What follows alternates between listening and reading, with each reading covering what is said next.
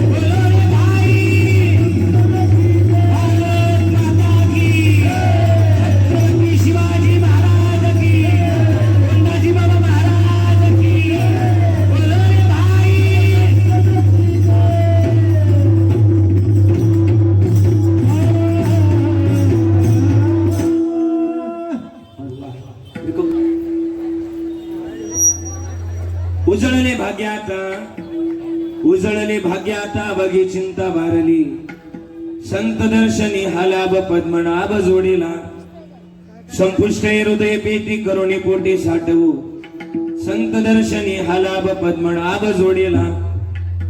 हरी तुका मने होता ठेवा तो या भावासा पडला, संत दर्शनी हा लाभ पद्मनाभ जोडीला. समचरण सरोजम सानणीला बुधावं जगणनीत पाणी मंडनम मंडनानं, तरुण तुलसी माला कंजनम कंजनेत्रम सवेद वनास विठ्ठलम चिंतयामि.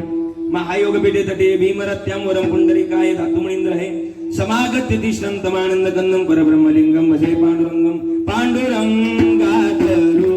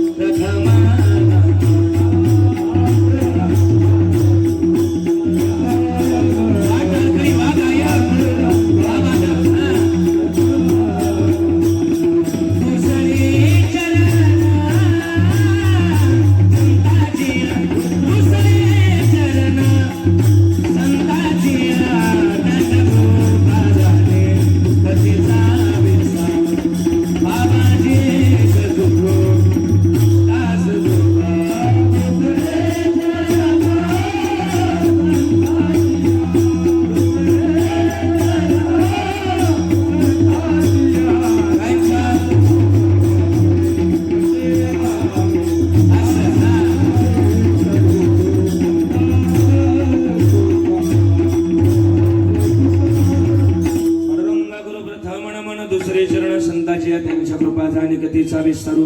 बाबाजी सद्गुरुदास दुका हरिकला बदनी जीव धरार्थावतारं कलंकांकदी ज्योतिका मुदी वक्त्रम कलानी शवादा पणोदार दक्षिण समाधिस्थ मूर्ती भजे ज्ञानदेव. ओम नमो ज्ञानेश्वरा करुणा करा दयाळा, तुमचा अनुग्रह लादलो पावन झालो चराचरी मी कला कुसरी काहीच नाही. बोलतो वचने अति भाविका एका जनार्दनी तुमचा दास त्याची आस पुरवावी. सेवेला गे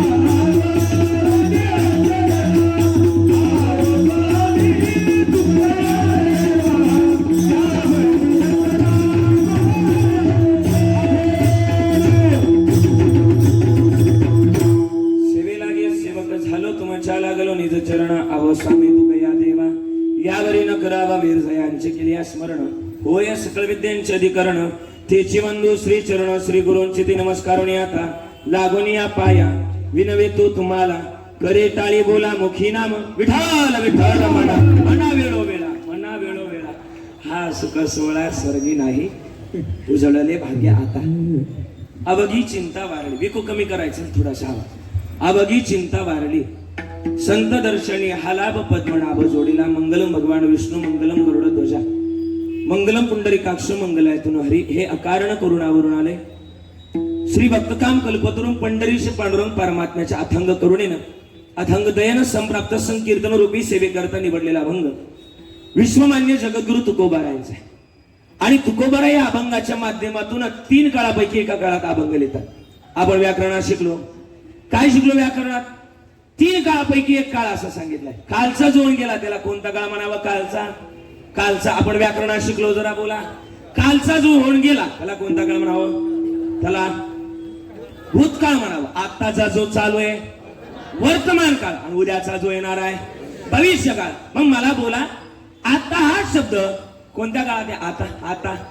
आता चालू वर्तमान काळ. आणि तुकोबारा म्हणतात माझं भाग्य काल उजळलं नाही, आज उजळलं नाही, उद्या उजळलं नाही, तर भाग्य कधी उजळलं? बोला. आता उजळलं. पण कशानं उजळलं? महाराज म्हणले भाग्यच उजळलं नाही. अवघी चिंता वारली म्हणजे संपली. कशानं संपली महाराज? महाराज म्हणतात संत दर्शनी हालाव पद्मनाभ जोडीला. संताच्या दर्शनानं हे शक्य झालं. पण तुम्ही काहीतरी केलं असेल महाराज म्हणले संपुष्ट हृदय पेटी करुणी पोटी साठव. हा भाव हृदयामध्ये साठवला का? संत दर्शनी हालाव पद्मनाभ जोडीला. पण एका जन्मानं होणार नाही. तुकोबारा म्हणले होता ठेवा. तुका म्हणे होता ठेवा. गुरुजी बरोबर ना? तुका म्हणे होता ठेवा. तो या भावा सापडला संत दर्शनी आलाभ पद्मनाभ जोडीला. विठाला विठाला.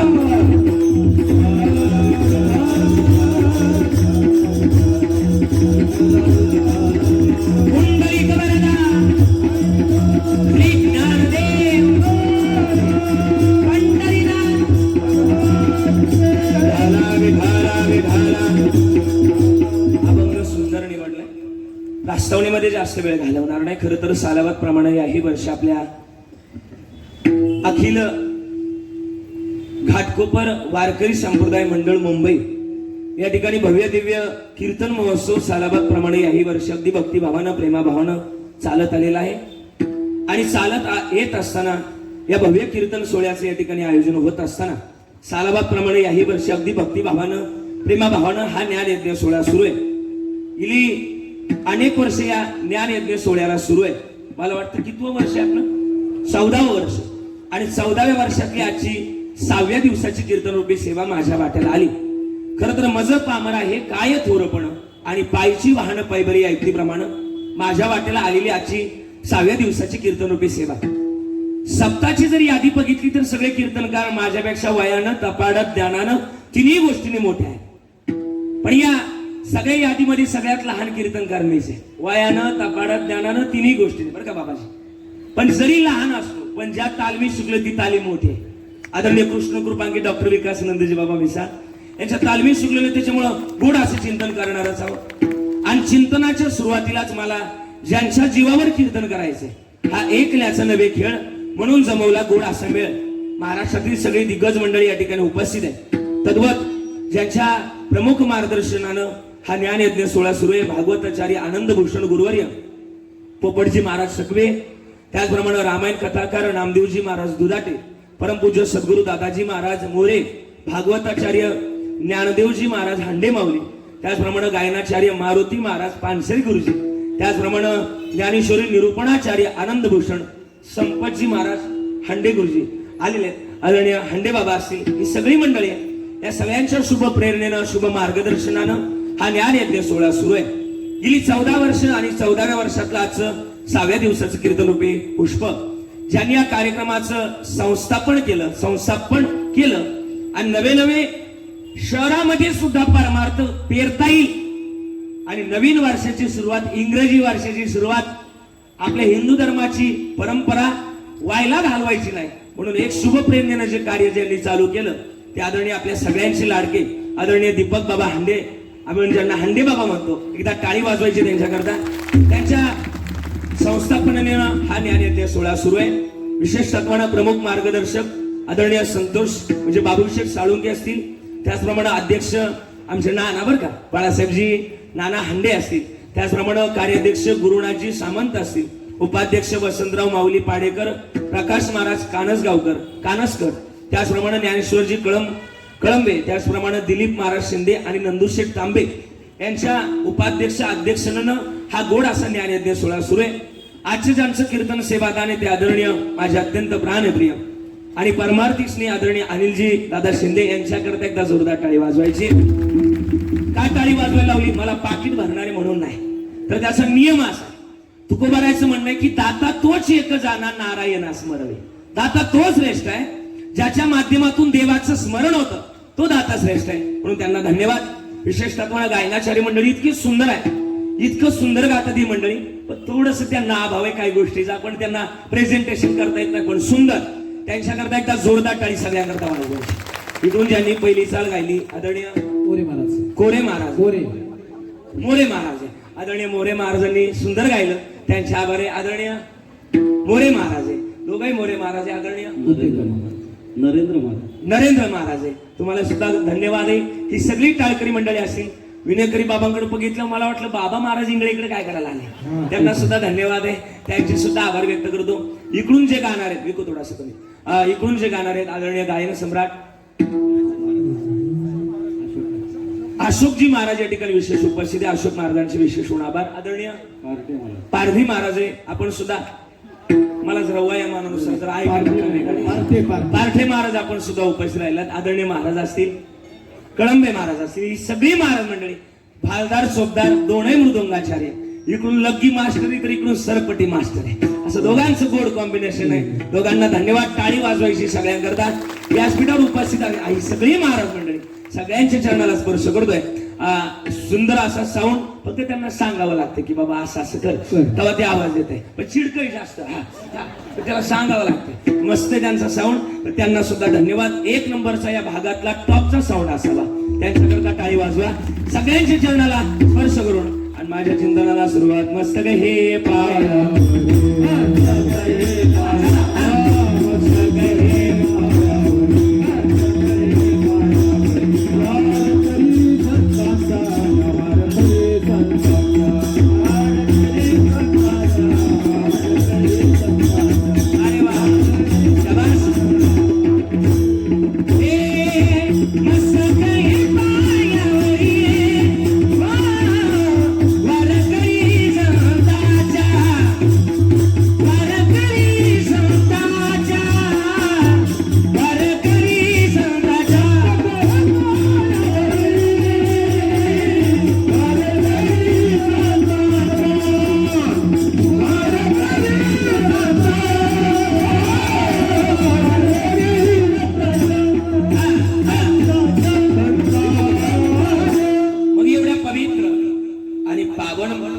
पावन मातीमध्ये तुमचा माझा जन्म झाला.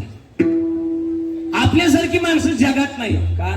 तर तुकाराम महाराजांचं म्हणणं मी म्हणत नाही. पवित्र ते कुळ पावन तो देश, जे की हरीचे दास जन्म किती एवढ्या पवित्र कुळामध्ये जन्माला.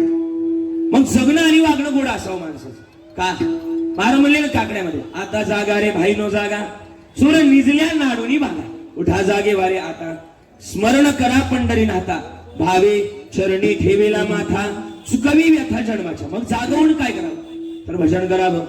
भजनाची अर्थता आमची गोड असावी. वा, आणि भजन ज्यानं गोड केलं, महाराज म्हणले त्याचा जन्म सार्थकी झाला. तुका म्हणे जन्म आल्याची विठ्ठलाची एक देखली हे जन्माचं गणित आहे. शास्त्रानं भूमिका सांगितली आपल्याला बरं का. माझा आवाज येतो ना तुमच्यापर्यंत, अशा मान हलवत चालायचं म्हणजे मला कळलं. फक्त एक जण थांबले, चला दोघांनी असं गोंगाट नको. मानवी जन्मातल्या एवढ्या भजना करता आपल्याला आयुष्य मिळालं. मग भजना करता जर आयुष्य मिळालंय, तर महाराज म्हणले आपल्यासारखी भाग्यवान माणसं जगात नाहीये. का जगात माणसं नाही? तर जन्मातली महत्वाची भूमिका शास्त्रानं सांगितली की माणसानं दिवसातून 3 वेळा आंघोळ केली पाहिजे. किती वेळा? 3 वेळा. आणि एकदाच काय ती जेवलं पाहिजे. किती वेळा? तुम्ही जरा बोलत चला, मी काय सांगतो याच्याकडे लक्ष देत चला, फक्त मधल्या गॅप मध्ये थांब. 3 वेळा शास्त्रानं सांगितलंय की आंघोळ केली पाहिजे आणि एकदाच काय ते जेवलं पाहिजे. तुम्ही काय करताय? हो घाटकोपरकर जरा बोला ना, तुम्ही काय करताय? तुम्ही 3 वेळा जेवताय आणि एकदाच, आणि वरून मला पण सांगताय. सांगायला तरी पटलं पाहिजे तुम्हाला. माझं म्हणणं नाही, कबीरदास महाराजांचं म्हणणं. काय म्हणले ते? हे आवटा हात का मानव देहा आलाने तुझ दिया, आवटा हात का मानव देहा आलाने तुझ दिया, हे खाया पिया सुख से सोया ना जमाना खोया, खाया पिया सुख से सोया ना जमाना खोया, भज मन नारायण तू भज मन नारायण. भजना करता आले भजन गोड करावं, पण नाही जर केलं तर नाही तरी गेला जन्म वाया. विको कमी करून महाराज सांगायला लागले जन्माचं महत्वाचं गणित. मग आम्ही आलोय तर विचार काय करावा. आलासी कोटोणी जासी कवन्या रे गावा, आलासी कोटोणी घरदार तुझे नाही अवघी लटकी जमाया. मग काय करावं. आम्ही भजन करावं. किती भजन करावं. महाराजांचं म्हणणं आहे नाथ बाबांचं काय म्हणले.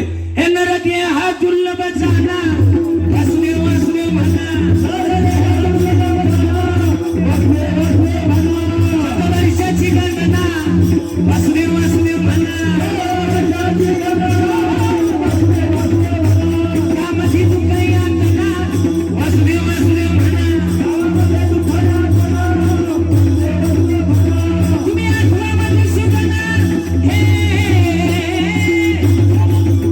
तुम्ही वासुदेव वासुदेव वासुदेव वासुदेव वासुदेव वासुदेव म्हणा, वासुदेव वासुदेव म्हणा.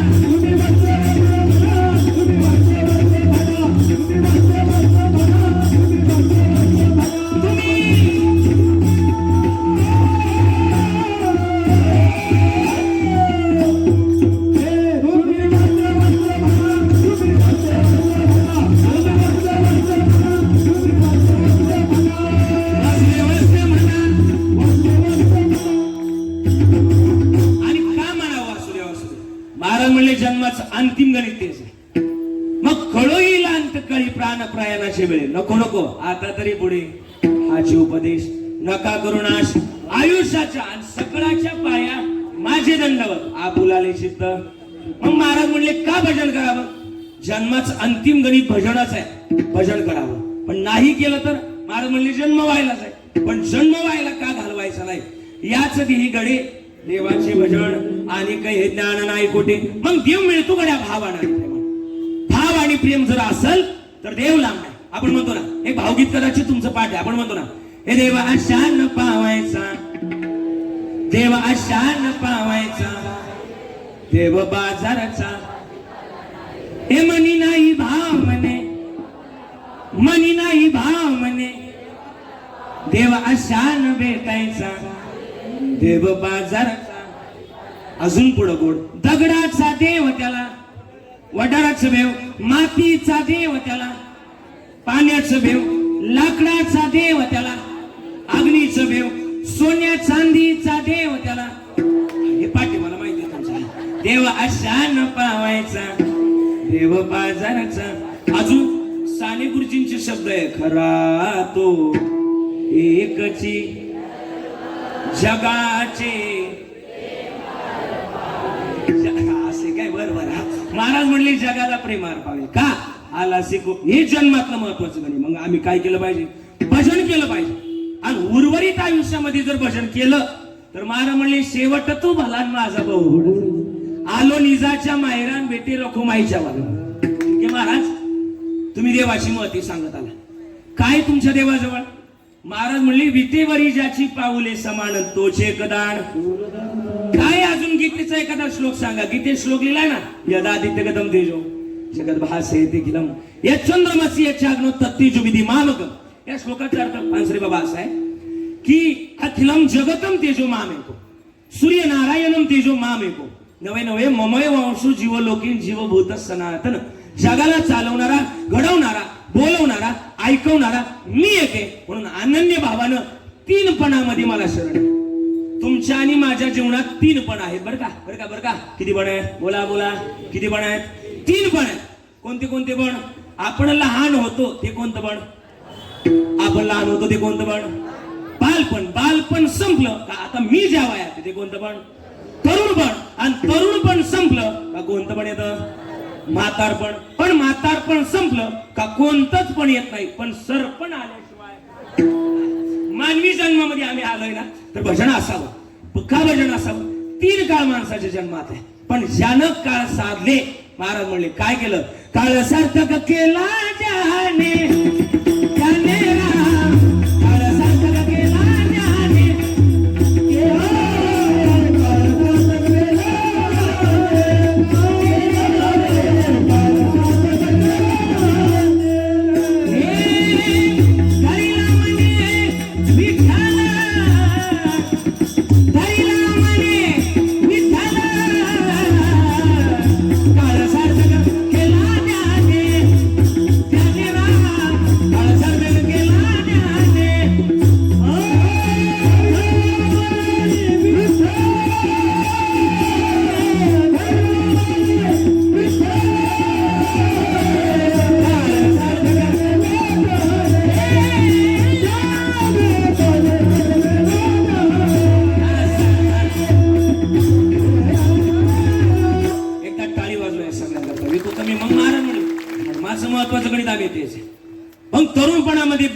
तरुणपणामध्ये आणि म्हातारपणामध्ये काय काय करा. आमचे बाबा म्हणत असतात, बालपणामध्ये खेळावं बागडावं, पण तरुणपणामध्ये निश्चय करावा. जसं की तुकोबारायचं प्रमाणे निश्चयाचे बळ तुका म्हणे तिची बळ. पण म्हातारपणामध्ये महाराज म्हणले, याजसाठी केला होता तास शेवटचा दिस, किंवा म्हणावं आता निश्चिंतीने पावलो विसावा, कुंटली या धावा. मग मोठी गंमत आहे, मानवी जन्मामध्ये आम्ही आलोय तर त्याचं भजन उचित भावानं केलं पाहिजे. आणि ज्या दिवशी उचित भावानं भजन करू त्या दिवशी परमार्थ सार्थकी लागला. पण मग म्हातारपणामध्ये सुद्धा काय काय माणसाला महाराज प्रपंचाची आसक्ती सुटत नाही. हे कीर्तन सोडा, मागच्या आठवड्यामध्ये बरं का, मागच्या आठवड्यामध्ये मला 2 दिवस सलग मुंबईला कीर्तन होते.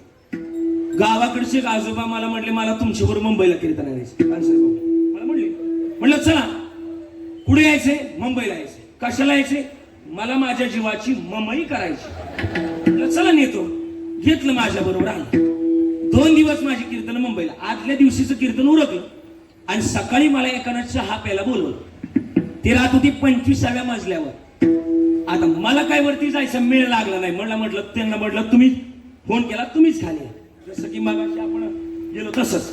आणि मग त्यांना खाली बोलवलं. ती खाली यायच्या अगोदर सकाळी माझी पूजा उरकली. ती 7:30 वाजले होते. आणि 7:30 वाजता शहरामध्ये एक पद्धत आहे की काय काय माता मावल्या सकाळ सकाळी चालायला जातात. त्याला आपण वॉकिंग म्हणतो किंवा मॉर्निंगला जाणं असं म्हणतात. सकाळ सकाळी मॉर्निंगला गेल्या होत्या 60-70 वयाच्या. आणि आमचं नाना 80-90 वयाचं आजोबा आमच्या बरोबर. आणि नेमकं त्या माता मावल्या यायच्या, ते लिफ्टचं बटन दाबायचं. वरती जायचं, खाली यायचं, ती लिफ्ट ते बटन दाबायचं. त्या आतमध्ये जायच्या, त्या वरती गेल्या का त्यांच्या मुली त्याच्यातून बाहेर पडायच्या. आमचं नाना बारीक पाहायचं द्या माता मावल्या. म्हणलं नाना काय होतंय? ते म्हणले काय मशीन इकडून म्हाताऱ्या घातल्या का तिकडून पुरीहून बाहेर पडतात. आता कधी मुंबईलाच आले नाही याचा परिणाम. म्हणलं नाना मशीन असतं. मी पुढं काहीच बोललो नाही. माझ्यावर 5 मिनिटानंतर आजोबा धावले. म्हणले अक्कले का तुला काय? म्हणलं काय झालं? आकलीला काय झालं? म्हणले लवकर सांगायचं, आपल्या पाप्याच्या आईला सुद्धा आणलं असतं मस्तीत घातलं. काय काय माणसं म्हातारी होतात पण प्रपंचाबद्दलची आसक्ती सुटत नाही. महाराज म्हणले प्रपंच म्हणजे काय? हा लटकाय. काय म्हणले? लटिका व्यवहार सर्व संसार, लटिका व्यवहार सर्व संसार,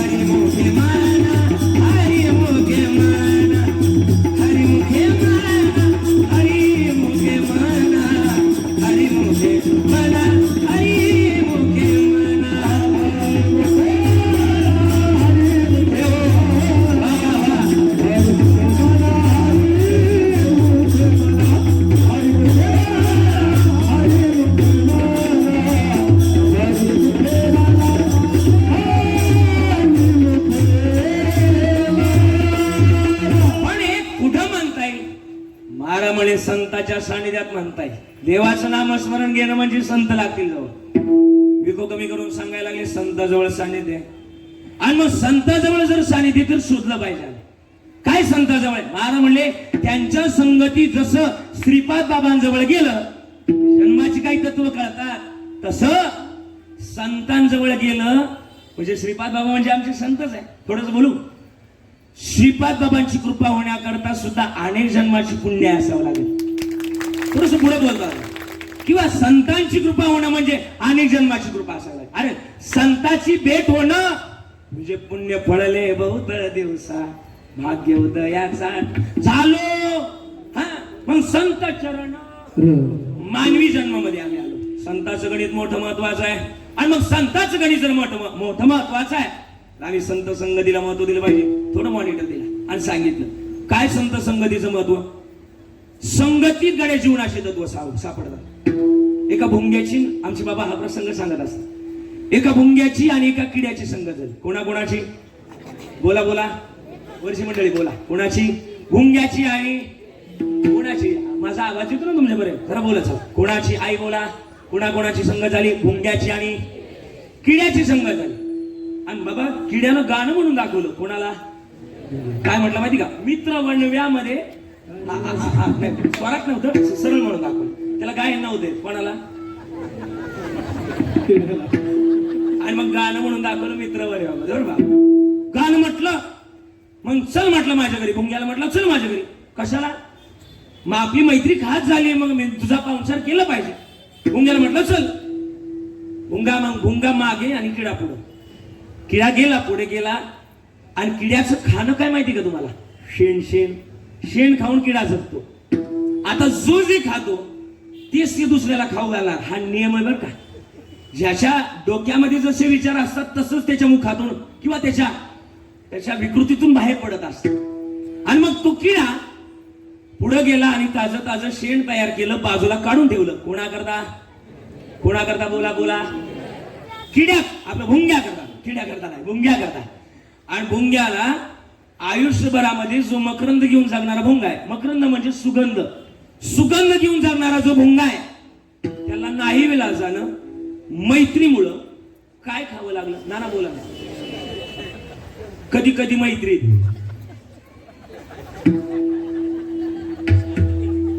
कधी मैत्री. बोला ना, मला बोलायचे ते कळते तुम्हाला काय. हा हे महत्वाचं. आणि मग खाल्लं. कोणी खाल्लं?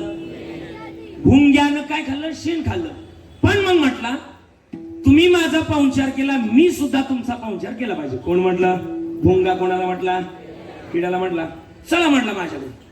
भुंगा म्हटला कधी चालायचे? किडा म्हटला कल करे सो आज करे सो अभी काय चलो. दोघे जण निघाले. आणि दोघे जण निघाल्यानंतर किड्याला लय किडा म्हटला चला. दोघे जण निघाले. किडा कुठं राहतो? भुंग्याच्या. आता खरं तर किड्यानं ते सगळं पाहुणचार केल्यानंतर भुंग्याला घेऊन निघाला. आल्यानंतर भुंग्याचं घर कुठं? फुलामध्ये. आता किडा आला, पण आयुष्यात कधीच एवढा सुगंध त्या किड्यानं घेतला नव्हता. जसा आला तसा त्या फुलामध्ये जसा प्रवेश केला तसा डायरेक्ट बेशुद्धच पडला. कारण की आयुष्यात देव सुद्धा अशा काही गोष्टी देतो त्या माणसाला सांभाळता आल्या पाहिजे. मी काय बोलतोय कळत आहे? गावाकडे एक म्हण होती बघा, माणसानं गरिबी आली आणि श्रीमंती आली तर. हे गावाकडचं वाक्य. आणि मग ते किडा आला आणि जसा त्या फुलामध्ये प्रवेश केला तसं डायरेक्ट बेशुद्धच पडलो. का? आयुष्यात कधीच एवढा सुगंध घेतला नव्हता, डायरेक्ट बेशुद्ध पडलो.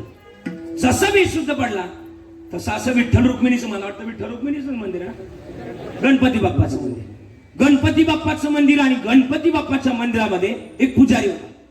तो पुजारी यायचा आणि रोज एक फुल तोडायचा आणि गणपती बाप्पाच्या चरणावर नेऊन व्हायचा. ते पुजारी आला, ज्या फुलामध्ये तो किडा बेशुद्ध पडला होता तेच फुल पुजाऱ्यानं तोडलं. फुल तोडलं आणि गणपती बाप्पाच्या चरणावर नेऊन वाहिलं. ते फुल जसं वाहिलं आपटलं आणि त्याच्यातला किडा शुद्धीवर आला. आणि पाहतो तर काय, कुठं आलो? गणपती बाप्पाच्या चरणावर आलो.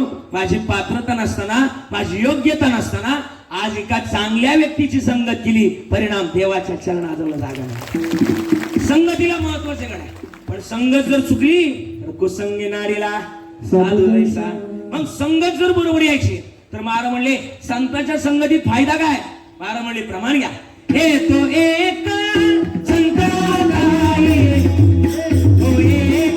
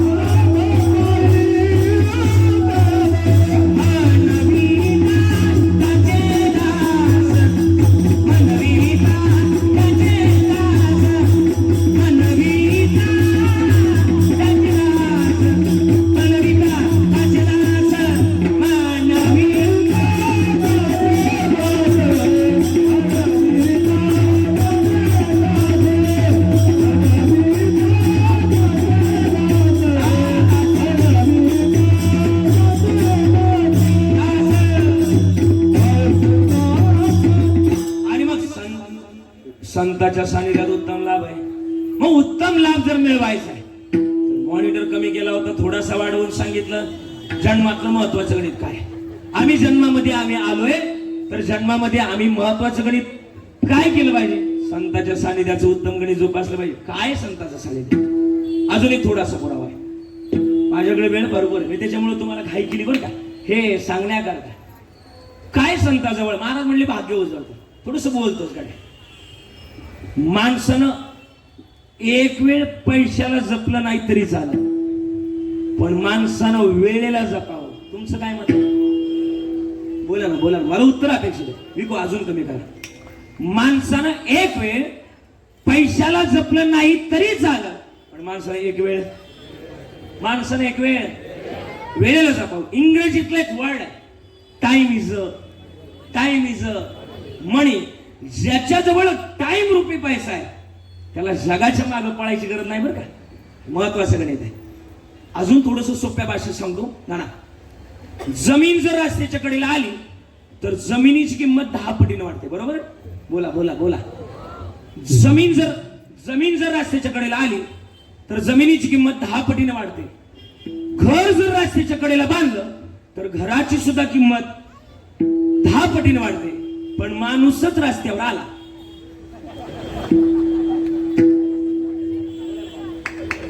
त्याची किंमत, बरोबर ना बाबा, त्याची किंमत 0 होते. हे कोण सांगायचं माहिती का? आदरणीय आपले वैकुंठ असे कोंडाजी बाबा म्हणायचे. आणि मग माणसानं वेळेला जपलं पाहिजे. आले एक रस्त्यावर आले, त्याचं लग्न साक्षात लक्ष्मी मातेनं सोन्याच्या पालखीत लावलं, पण त्यानं वेळ जपली नाही. रस्त्यावर आलं का कोणीच आपलं नसतंय. तुम्हाला माहिती, सब पैसे की बाई दिल का साथी कोई नाही. पैसा आहे तर दुनिया सलाम करते, पैसा गेला तो दुनिया बदनाम करते. दुनियाचं गणित आहे, मी सांगत नाही. संत कबीरदासजींचं म्हणणं आहे. महाराज म्हणले, आई रे बेमान दुनिया आई रे. आणि मग आला ते रस्त्यावर, थोडासा आलं रस्त्यावर, कुणी साथ येणार, पण ज्याला कोणी नाही त्याला वारकरी संप्रदाय ऍक्सेप्ट करतो बरं का. यारे राहण थोर याती भरती नारी आलं आणि गेलं नाशिकला. साधू लोकांच्या पाला खाऊन दिवस, फळं खाऊन दिवस काढायला लागले. जिथं फळं खाऊन दिवस काढायला लागलं तिथून लक्ष्मी मातेची बेरी चालली. मातेला वाईट वाटलं, अरे याचं लग्न मी सोन्याच्या पालखीत लावलं आणि ते पाला खाऊन फळं खाऊन दिवस काढते. लक्ष्मी मातेला वाईट वाटलं. मातेनं त्याच्या समोर एक हिरा तयार केला. हिरा कोणता माहिती का? हिरा ठेविता ऐरणी वाचे मारिता जुगणी तोची मोल पावे खरा करणीचा होय चुरा. तो हिरा त्याच्या समोर टाकला. तोही रत्नबारकी होता. आत्ता हिरा उचलतो, आत्ता घरी जातो. बायकोच्या हातात हा हिरा देतो. बायको मला घरात घेईन. घरी निघालं, गावबारीच्या नदीपाशी आलं, पण म्हटलं तहान लागली, पाणी प्यायचं मग घरी जायचं. माझ्यासारखा फेटा आणि फेट्याच्या आडीमध्ये त्याने हिरा खावला आणि पाणी पिण्याकरता, बोला बोला बोला, पाणी पिण्याकरता वाकलं. जसं वाकलं तसा हिरा पाण्यात. आता पाण्यातल्या माशाने हिऱ्यावर घातली झडप आणि माशाने हिरा गिळला, खाल्ला माशाने हिरा. आता यानं किती पाण्यात पोहिल्यानंतर याच्या त्या हाताला मासा लागेल. मासा हाती लागेल नाही लागला. शेवटी बाहेर आला. म्हणलं काय उपयोग नाही, घरी जाऊन बायको मला घरात गेला नाही. पुन्हा साधू लोकांच्यात गेलं. दुसऱ्या दिवशी पुन्हा लक्ष्मी मातीच बेरी चालली. मातीला वाईट वाटलं, अरे काल याच्या समोर मी हिरा टाकला, हे इथंच कस काय? मातीने दुसऱ्या दिवशी त्याच्या समोर अनमोल किमतीचा 9 रत्नाचा हार टाकला. त्यानं तो हार उचलला. कोण टाकते लक्षात आलं नाही, पण आता हार उचलला, घरी निघाला. गावाबाहेरच्या नदीपाशी आली. म्हटलं तहान लागली, पण पाण्याकडे न्यायचं नाही. पाण्याकडे नेलं का काय होतंय? पाण्यात पडतंय. म्हणून फेटाय काढला, हारही काढला, रस्त्याला काढून ठेवला आणि पाणी प्यायला गेलं. जसं पाणी प्यायला गेलं तसं वरून घार झाली. घारीला तो हार चमकला आणि घारीनं घातली हारावर. घारीनं हार घेऊन गेली. आता यानं किती विमानं, किती हेलिकॉप्टर आणली, म्हणजे ती घार आता लागत नाही लागली. शेवटी म्हणलं एवढं जरी बायकोला सांगितलं तरी माझ्या बायकोला माझी दया येईल आणि बायको मला बोला बोला बोला घरात येईल. आणि घरी गेलो, बाहेरून असा असा दरवाजा वाजवला. आतून आवाज आला, कोण आहे? हा म्हटला मी आहे. दरवाजा उघड. बायको आली, दरवाजा उघडला. कशा करता आला? हा म्हटला मला काल हिरा सापडला. ती म्हणली द्या, तेवढा तरी जपून ठेवते, आपला प्रपंच सुरळीत होतो. हा म्हणला पण गावाबाहेरच्या नदीमध्ये पाणी प्यायला गेलो, पेट्यात हिरा खावला, पाणी प्यायला वाकलो, हिरा पाण्यात पडला. आज काय लावलात? आज मला नवरत्नाचा हार सापडला. ती म्हणली द्या, तेवढा तरी जपून ठेवते. हा म्हणला पण गावाबाहेरच्या नदीमध्ये आज पाणी प्यायला गेलो, फेटा आणि हार दोन्ही रस्त्याला काढून ठेवलं, घार आली आणि घेऊन गेली. एवढं उत्तर ऐकून बायकून हळहळ व्यक्त करायला पाहिजे का नाही? बायको म्हणली 2 दिवस पाणी पिले नसते तर काय मी इले असते का काय? बायकोनं घरात नाही घेतलं, पुन्हा गेलं, दिलं याला काढून गेलं, पुन्हा थोडं मॉनिटर. आणि मग हे पुन्हा गेलं आणि तिसऱ्या दिवशी पुन्हा लक्ष्मी मातेची बेरी चालली. मातेला वाईट वाटलं, अरे याच्या समोर 2 दिवस झालेत मी अनमोल किमतीचा हिरान हार टाकते, हे इथंच कस काय?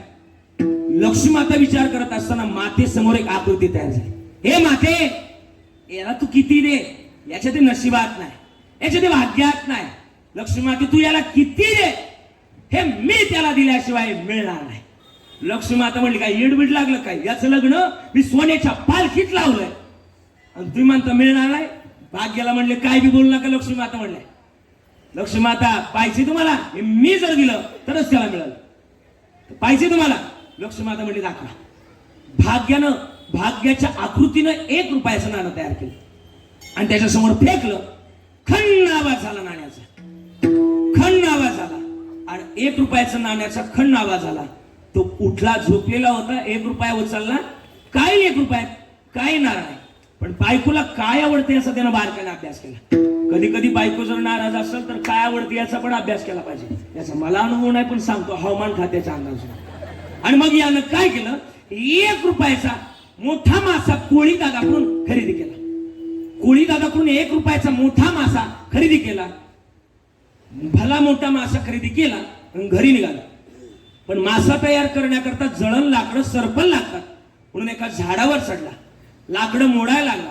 वाळलेलं झाड आणि त्या झाडावर नेमकी घारीचं घरट, घरट्या त्याचा फेटा आणि याचा बोला बोला बोला फेटा आणि हार होता. फेटा हार दोन्ही खाली घेतलं आणि एका हातात मासा, एका हातात फेटा हार घेऊन सरपण घेऊन घरी निघाला.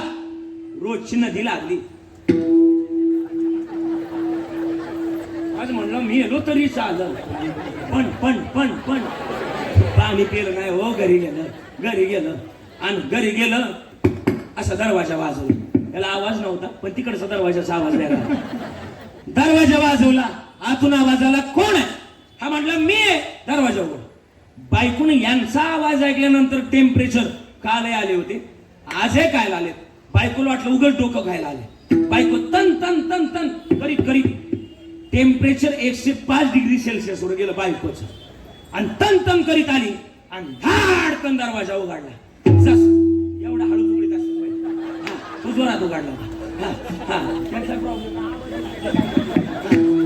आणि मग धाड एकदाच असतो दरवाजा मोडून धाडकन दरवाजा उघडला आणि दरवाजा उघडला. बायकोचं टेम्परेचर कितीवर होतं? 105 ला होतं. जसा दरवाजा उघडला तसं या पठ्ठ्यानं बायकोच्या गळ्यात काय घातला? हार घातला.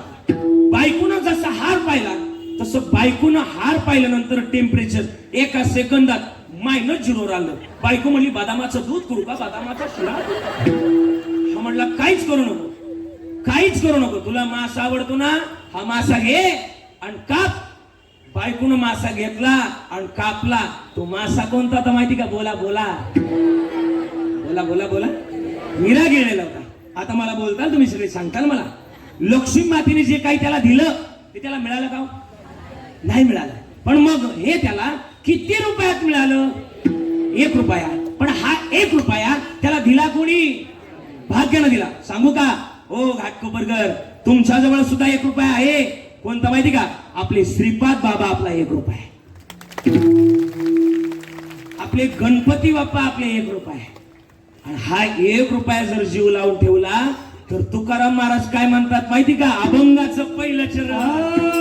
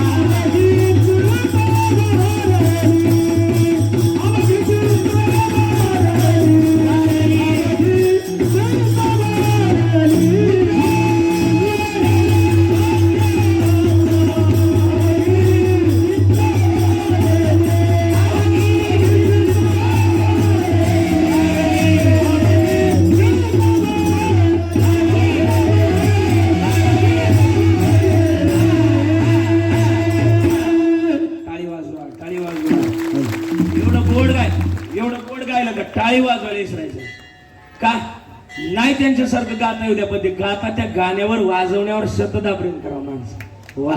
आणि मग महाराज म्हणले उजळले भाग्य येऊ द्या.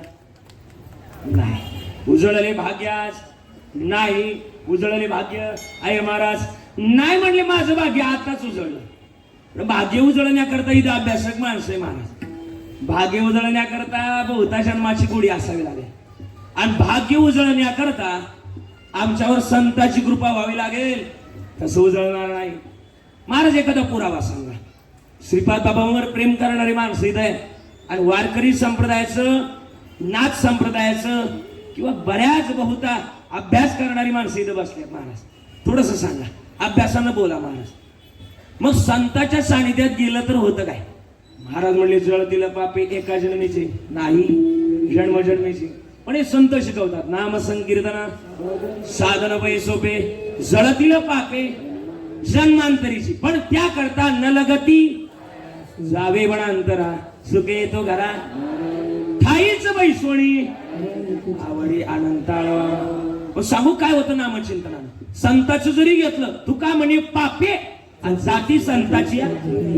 थोडं अजून पुढे त्या संताच्या नामस्मरणामध्ये देवाच्या नामस्मरणामध्ये टाळी वाजवली. आपला अध्यात्म 2 मिनिटं बाजूला ठेवा. पण तुम्ही सगळी वेल एज्युकेटेड माणसं बसलेत, आपली शार्पनेस आहे तुमच्या जवळ. थोडस अभ्यासानं बोल. टाळी वाजवल्यानं आपण कीर्तनात आलो टाळी वाजवली ना तर शरीराला सुद्धा फायदा होतो. काय मत आहे तुमचं होतं बरं का. सांगू का कसा फायदा होतो. तुम्ही कीर्तनात आलात आणि टाळी वाजवली, एक वेळ तुमचं क्रेडिट वाढल. पण बाहेर इथं कीर्तन संपलं बाहेर जाऊन रोडला टाळी वाजवली, लोक म्हणतील येडं झालं. पहिल्यांदा याला उचला म्हणतील. टाळी वाजवण्याचं ठिकाण आहे.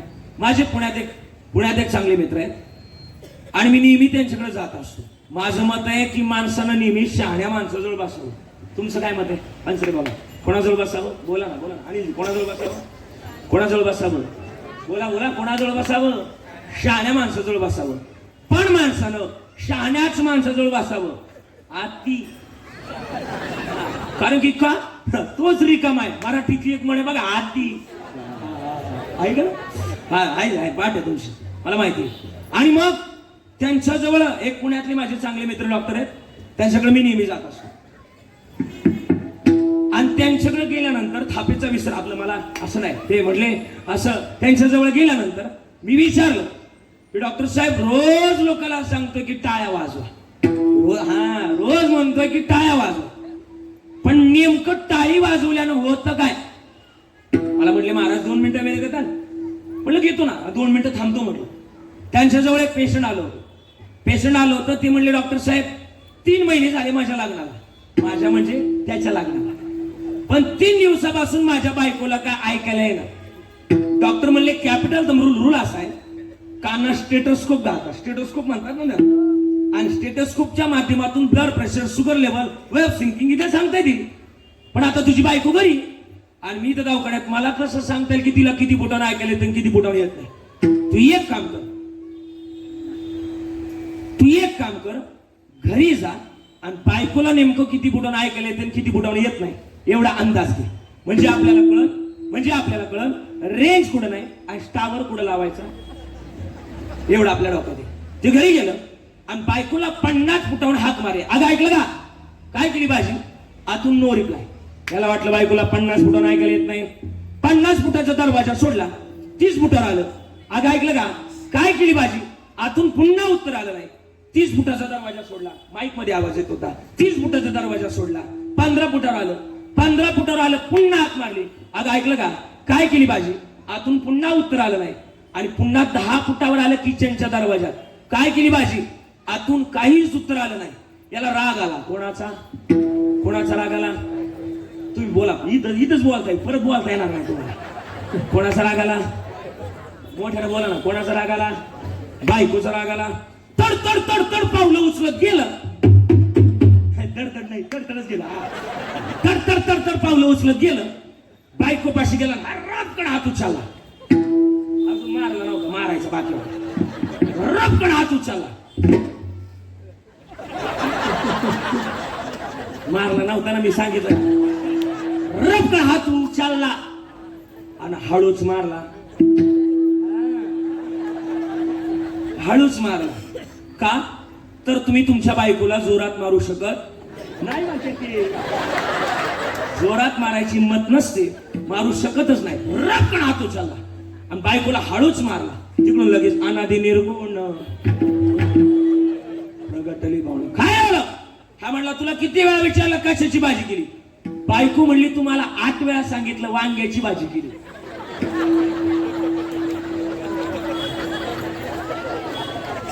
तुम्ही लवकर बोला नाही तर डॉक्टरला मला इथं बोला. प्रॉब्लेम कोण होता? तुम्ही लवकर बोला बरं आजी. प्रॉब्लेम कोण होता? आजी बोला ना कोणात होता? अगं तीच बैर होत तेच. आणि प्रॉब्लेम कोणात काढते? प्रॉब्लेम कोणात काढते? बिचारे बायको. त्यांना काय हसत तुमचं सुद्धा तीच आहे. तुझं आहे तुझं पाशी परी तू जागा. थोडं बोलतो पुढं. आणि मग म्हणलं डॉक्टर साहेब ते पेशंट गेलं आणि म्हटलं डॉक्टर साहेब माझा प्रश्न असा आहे की टाळी वाजवल्यानं जीवाला या शरीराला काय फायदा होतो? त्यांनी इतके भारी उत्तर दिलं मला आवडलं ते. त्यांनी ते पेशंट काढलं बाहेर काढलं आणि दरवाजा तो डोर लॉक केला. कॅबिनचा दरवाजा लॉक केला आणि माझ्या जवळ आली. मला म्हटली महाराज टाळी वाजवा. मी न लाज बाळगता काय वाजवली टाळी वाजवली. आणि टाळी वाजवताना मला विचारलं 3 मिनिटानंतर मला विचारलं हाऊ मच एक्सपिरियन्स, तुमचा एक्सपिरियन्स म्हणजे अनुभव सांगा. मी त्यांना अनुभव सांगितला की टाळी वाजवल्यानं माझ्या एवढ्या या भागाला वेदना जाणवल्या आणि वेदना जाणवल्या. पुढं मराठी भाषेत अजून गावठी भाषेत सांगायला गेलं की टाळी वाजवल्यानं एवढ्या भागाला मुंग्या येतात. काय येतात? बोला काय येतात? म्हणजे हा भ्रम काढून टाकायचा की मुंग्या फक्त 90 रुपयांनीच येतात.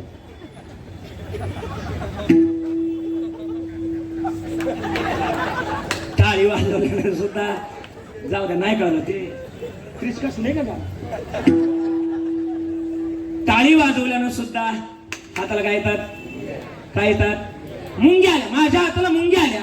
म्हणलं का मुंग्या आल्या? त्यांनी मला इतकं भारी पटून सांगितलं. म्हणले महाराज या हातांमध्ये हजारो नाड्या. आपण त्यांना शिरा म्हणतो, नसा म्हणतो. इंग्रजीतून एक वर्ड आहे त्याला पल्स म्हणतो. पल्स या पल्सवर देवानं एक कार्य दिलंय. या नसांकडे देवाने कार्य दिले. काय?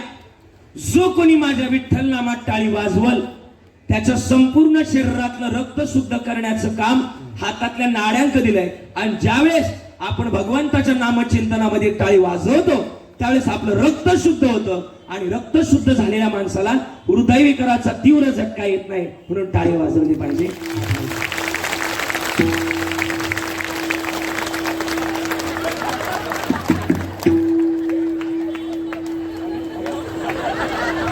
कीर्तन सुरू झाल्यापासून म्हणतो टाळ्या वाजवा. कुणीच वाजवलं. आता फायदे सांगले बाम त्यासारखं तुटू पडलं म्हणून टाळी वाजवली पाहिजे. आता वाजवली पाहिजे. मग महाराज म्हणले काय होईल टाळीला? माझ्या बरोबर म्हणणार तुम्ही सगळे. चला ताड बसा, बैठे सावधान. चला आपण मग भजन करू आणि भजनामध्ये तल्लीन होऊ. चला म्हणणार माझ्या दिन नको माझ्या वेळेस मोठ्यानं आणि यांच्या वेळेस बरोबर समजायची. टाळकरी फक्त टाळ वाजवायची. चला तुकोबाची अमृतवाणी देवाजीच्या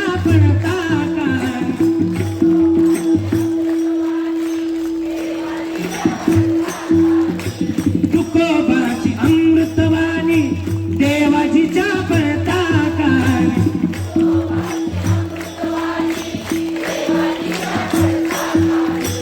दगडाच्या तालामधून गायले अभंग.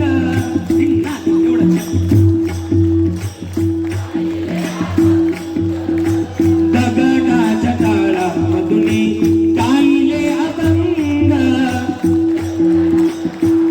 सगळे म्हणा मानून बोलावा विठ्ठल भावा विठ्ठल.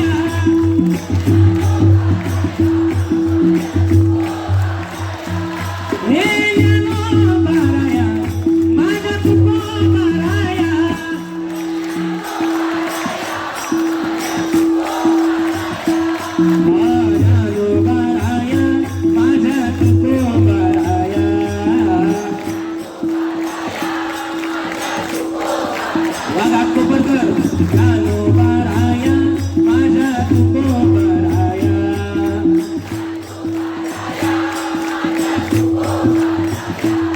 हे ज्ञानोबाराया माझ्या तुकोबाराया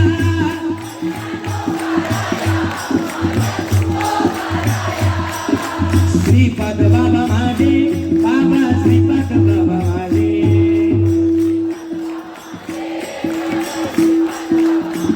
श्रीपाद बाबा माझे माऊली श्रीपाद बाबा माझे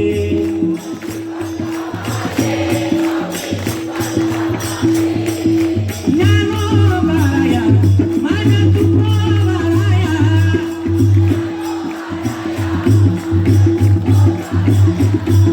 ज्ञानोबाराया माझ्या तुकोबाराया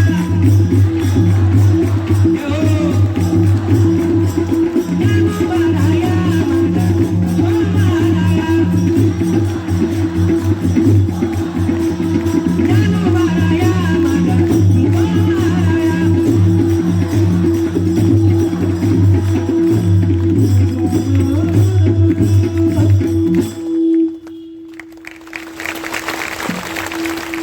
पण मग एक का म्हणून घेतलं तुमच्याकडून माणसाच्या जन्मात भजन असावं भजन असावं माझा तुम्हाला एक सरळ प्रश्न आहे लय अवघडात नाही बोलला तुम्ही ज्यावेळेस आता शेतीचा विषय इकडे नाहीच आहे, पण घरातलं काम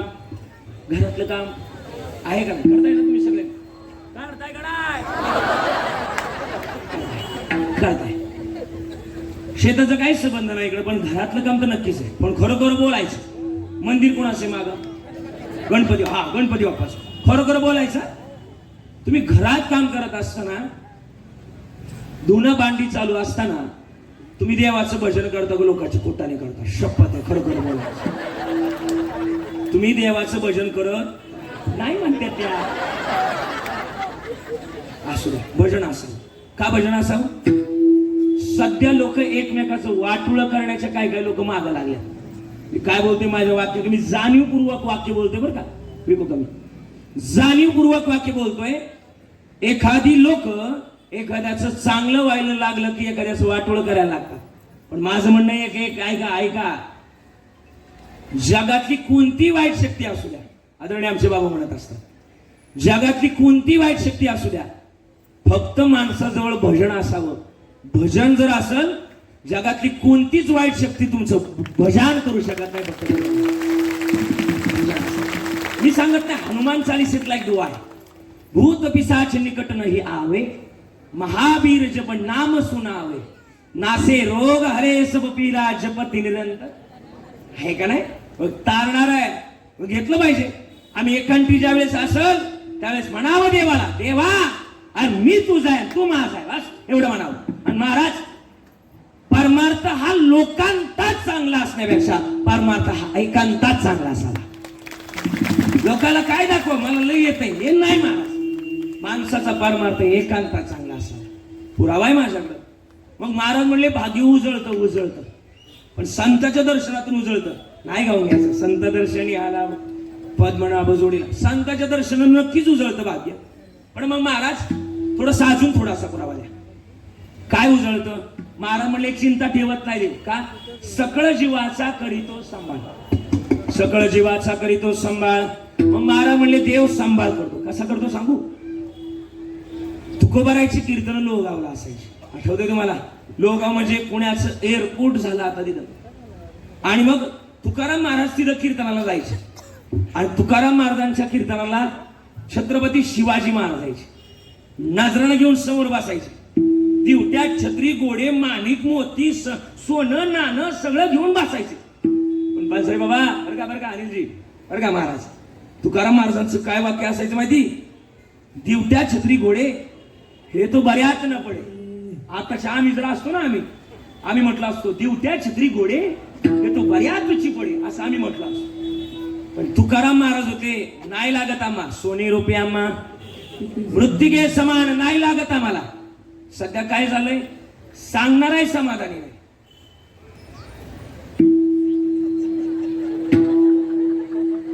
तुमच्यावर गेला सगळंच आमच्या नाकडं सध्या सांगणार आहे समाधानी नाही आणि आणि ऐकणार आहे. तुम्हाला जर चिंतनीय कार्यक्रमांची जर सवय लागली, मला काय बोलायचे ते पुढचं तुम्हाला माहिती. मग मग मग मग महाराज म्हणले ऐका ना, समाधान नाही राहिलं. त्या दिवशी तर माझ्या जीवनात असा प्रसंग आला, कीर्तन संपलं आणि गावाच्या बाहेर माझी गाडी निघली ना 4-5 कार्यकर्त्यांनी माझी गावाच्या बाहेर गाडी अडवली आणि गाडी अडवल्याच्या नंतर मला म्हटले महाराज जरा प्रॉब्लेम झालाय. म्हटलं कसला प्रॉब्लेम? ते म्हणले तुमचं मानधन दाखव. जुन्या काळात पाकिटाला काय म्हणायचो, मानानं जे कीर्तन करायला धन दिलं जायचं त्याला काय म्हणायचो, मानधन. मिळालं, मी निघालो तो, अडवलं मला म्हणले दाखवा इकडं. दिलं त्यांच्याकडं. त्यांनी त्याच्यातले पैसे मोजले आणि चेहरे पाडले. म्हणलं काय झालं चेहरे पाडायला? ते म्हणले महाराज ह्या सप्त्यातल्या, ह्या म्हणजे त्या, ह्या सप्त्यातल्या इथून मागच्या कीर्तनकारांना तुमच्यापेक्षा दुप्पट पैसे भरले आणि तुम्हाला निम्मेच पैसे भरले. हा तुमच्यावर झालेला अन्याय. म्हटलं मग काय करायचं? तसं मी चेहरा जरा पाडला. म्हटलं आता काय करायचं? हा तुमच्यावर झालेला अन्याय आम्हाला कदापि सहन होणार नाही. 5 मिनिटं जागेवर थांबा, याच्यात आम्ही दुप्पट. आता दुप्पट म्हणल्यावर तुम्हाला लोक आहे का? मी जांबारी खूप झालो मोगॅम्बो. म्हटलं 5 नाही 15 मिनिटं जागेवर थांबतो. त्यांच्या हातात पाकिट दिलं. ते त्या दिवशी गेलं का अजून नाही आले. हुशार टाळ्या वाजता तुम्ही, तुम्हाला काय माझं पाकिट गेलं ते टाळ्या वाजल्या काय? मग पाकिट जाण्यात तुम्हाला किती आनंद आहे.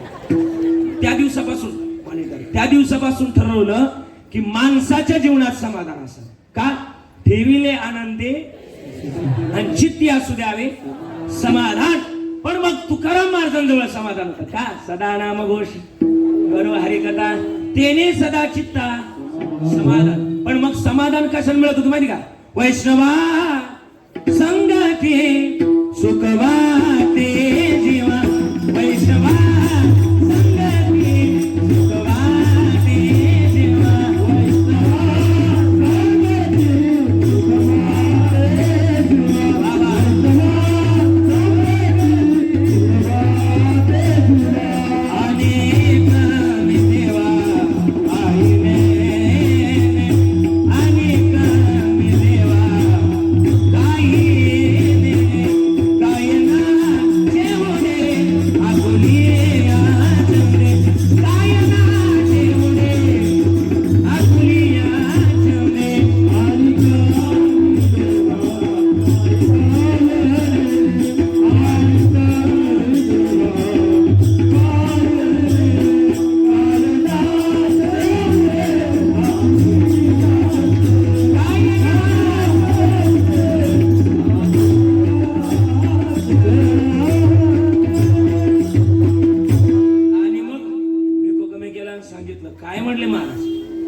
तुकाराम महाराजांचं गणित गोडच होतं. तुकाराम महाराज म्हणले आवाज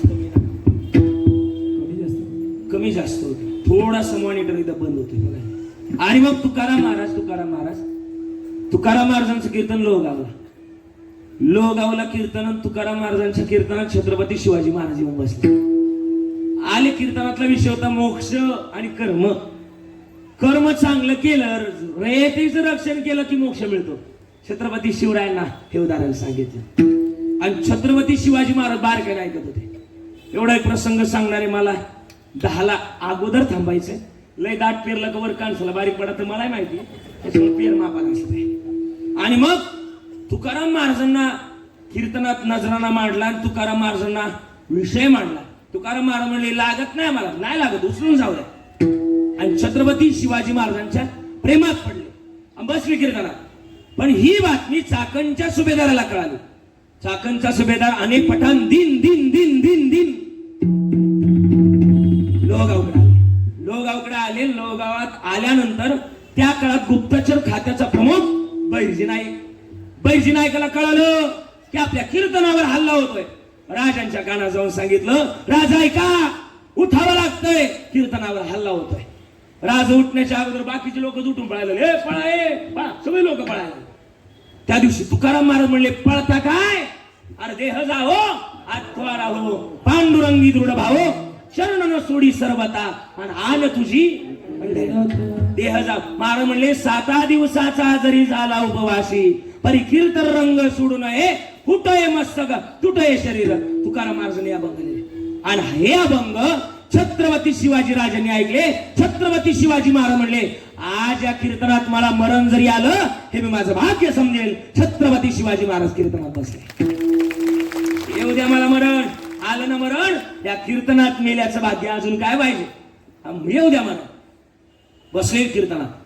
आता ते पठाण आले, विशीवर आले, पण आता तोपर्यंत पांडुरंगाचा गाणं घेतला. कोणी? तुकाराम महाराजांनी. का रे देवा, वरून जसा काळा तसा आतून पण का काळा. देवा, कलियुगात तुझी कोणी भक्ती करत नाही. आम्ही केली तर आमच्या भक्तीवर संकट आणतो, आमच्या कीर्तनावर संकट आणतो. देवा याद राख, आज जर या कीर्तनाला जर गालबोट लागलं तर इथून पुढच्या काळात लोकांनी गाथा बुडवलाय, मी उद्या बुडवल. तुकाराम महाराजांचं शब्द म्हणजे देवाला असे थरथर कापवणारे होते. पांडुरंग परमात्मा विटेवर उभा होता, थरथर कापायला लागला. तुकाराम महाराजांचं हे शब्द काळजाला भिडत होते.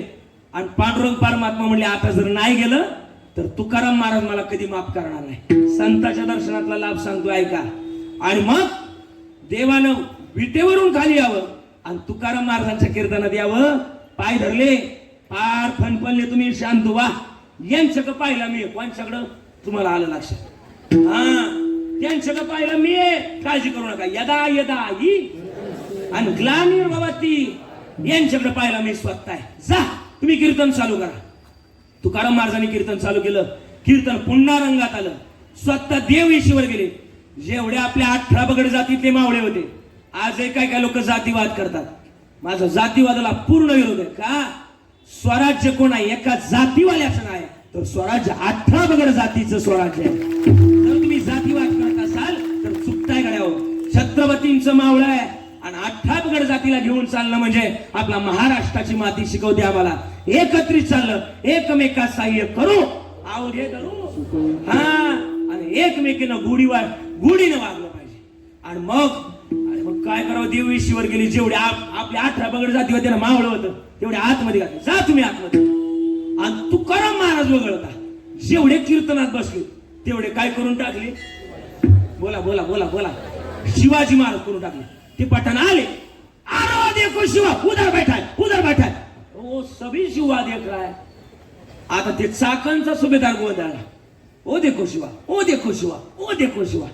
याकाल म्हणला, जाओ उसको पकड के लेके आ जाओ. विशीच्या बाहेर पठाण आणि विशीच्या आतमध्ये बोला बोला बोला बोला.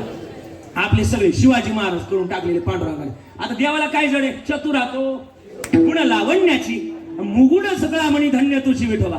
देवानं सगळे कीर्तनातले काय केले? बोला.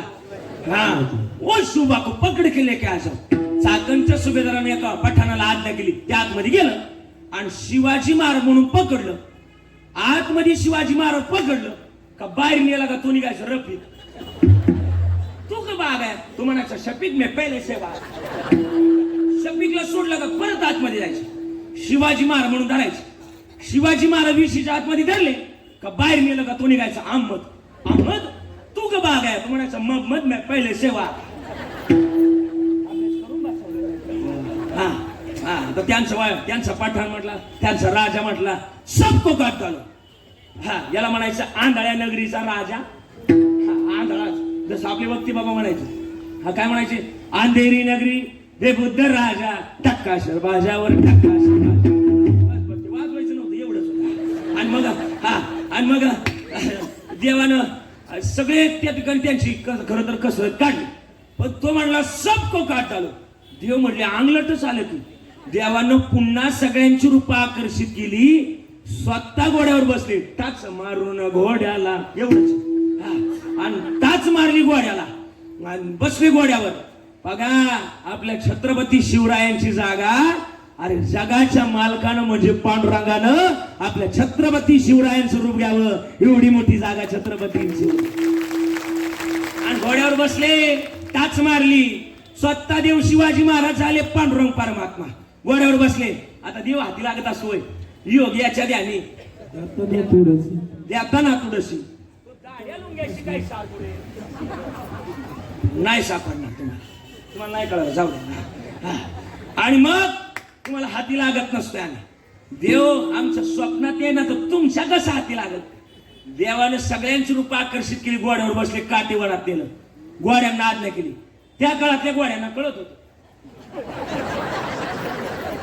त्या काळातल्या घोड्यांना कळायचं मालक काय म्हणतोय कळायचं आणि मग घोड्यांना आज्ञा केली देवानं टाका घाली सगळे पठाण माग पळायला लागले देवाच्या तसं तसं देवाचं आता पठाण जास्त ऐकणार का घोडं ऐकणार देवाचं कोण ऐकणार बरं कोण ऐकणार घोडंच ऐकणार कारण की प्रत्येक जीव कोणाच्या ताब्यात आहे कोणाच्या ताब्यात आहे देवाच्या घोड्यांना आज्ञा केली टाका घाली घोड्याने धडाधड पठाण फेकून दिले आपले वैद्य बाबा एक वाक्य सांगायचे काय भडभडजीनो घोडो खानो घनो चलनो थोडो भडभडजीनो घोडो खानो घनो चलनो थोडो घोड़ छोड़ो मारो नीचे भटजी और ऊपर घोड़ो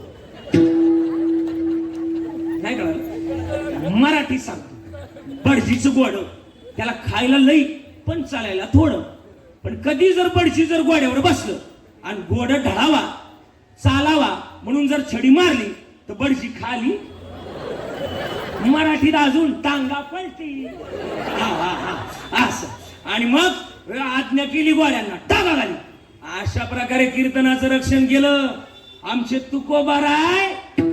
तुकोबारायच्या कीर्तनात छत्रपती शिवाजी महाराज असले महाराज म्हणले पद्मनाभ जोडेला संत दर्शनी आला पद्मनाभ जोडेला संताच्या दर्शनात हे शक्य किंवा संताच्या संगतीत असाल तर महाराज म्हणले भजन कोणाचं करावं विठोबा रघुमा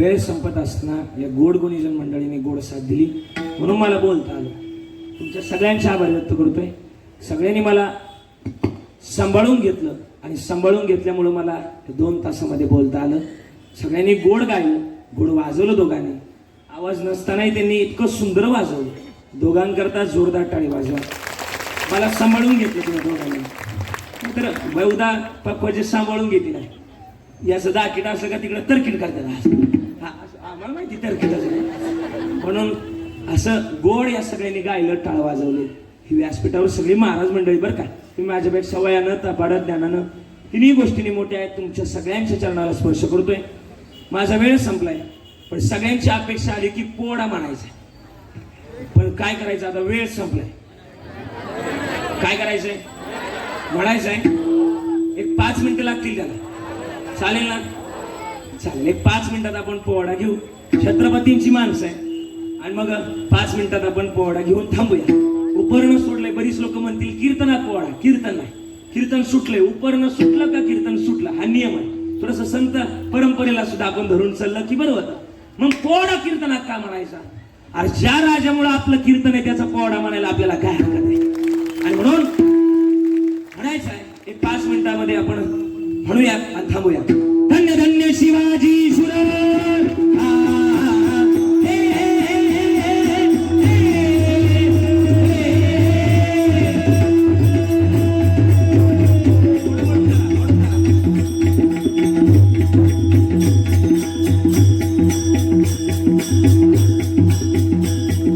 ताली वाजवायची एक साथ थोडा कमी तुमच्या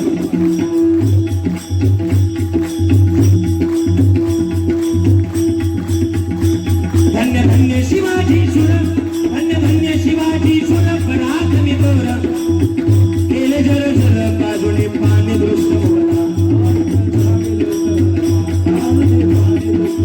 घडविला स्वराजाचा इतिहास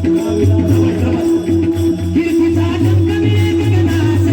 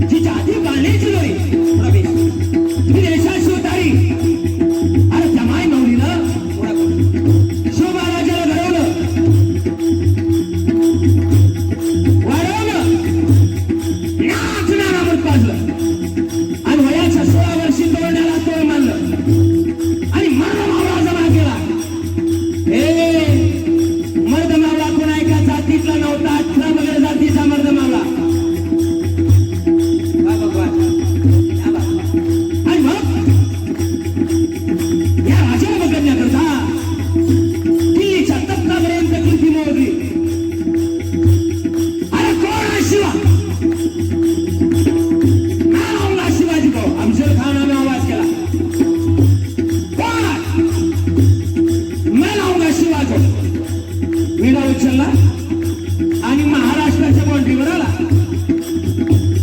पहिलं गाव लागलं तुळजापूर. तुळजापुरात मंदिर कोणाचं? तुळजापुरात बोला बोला बोला. तुळजापुरात तुळजा भवानी मातेचं मंदिर. आणि मग अभंग गायला कोणता?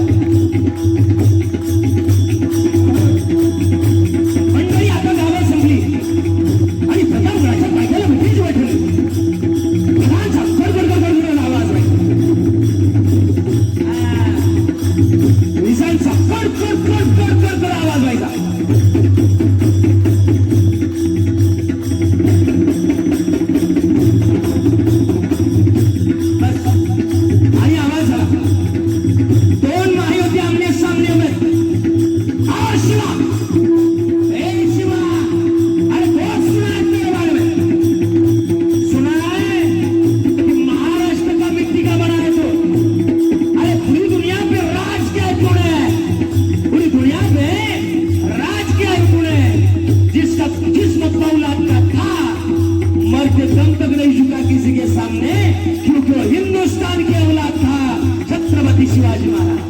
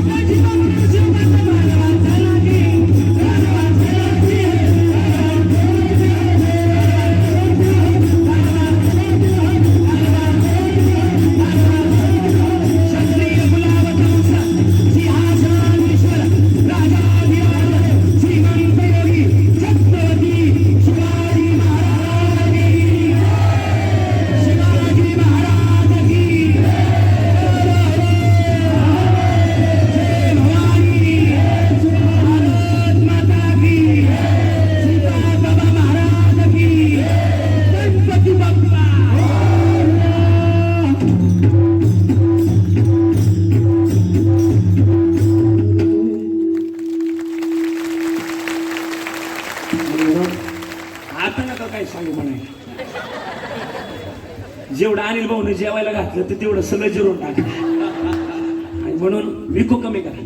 सगळी झालेली सेवा समर्पित करतोय. बेस कमी झालेली सेवा समर्पित करतोय. सगळ्यांच्या चरणाला स्पर्श करून चुकून जर एखादा शब्द ओ गाणं जर गेला असेल मायेच्या अंतकरणानं बरं काय चुकून जर तुम्हाला जास्त त्रास दिला आजी आजी केलं नाना बरं काय चुकून जर एखादा शब्द चुकून गेला असेल बोललेली लेकुरे वेळी वाकुडे उत्तरे 2 चरणावर मी चिट्ट्या काढायचे काढू आपण 2 मिनिटं. आणि मग बोललेली लेकुरे वेळी वाकुडे उत्तरे करा क्षमा अपराध महाराज तुम्ही सिद्ध. काही चुकलं असेल ना एखादा मुलगा असेल तर दुसरा म्हणून मला माफ करा. 2 असतील तर तिसरा म्हणून माफ करा. 3 असतील तर निदान चौथा म्हणून तरी माफ करा. एकही नसेल तर प्रॉपर्टीची कागद माझ्याकडे घेऊन या. त्याची काय गरज नाही. आपल्या सगळ्यांचा बाप श्रीमंत आहे. आपल्या सगळ्यांचा. आळंदीला जर कधी आलात ना आपला बाप इतका श्रीमंत आहे की आपल्या बापाच्या दारातच सोन्याचा पिंपळ आहे जयाची द्वारी. बाप श्रीमंत आहे मला. आपण काय नसणार. झालेली सेवा समर्पित करतोय. शेवटचे जर म्हणायचे नाही. म्हणून महाराज म्हणतात की तू का म्हणे होता ठेवा तो या भावा सापडला. हवामान खात्याच्या अंदाजानुसार आजचं हवामान खातं तांत्रिक अडचणीमुळे बिघडलं असल्या कारणानं हवामान खात्यानं शेवटची चाल रद्द करण्याचा निर्णय घेतलाय. म्हणून वाणीला पूर्ण विराम. एकदा सगळेजण हात वरती करूया आणि भजन करून थांबूया आपण. तुका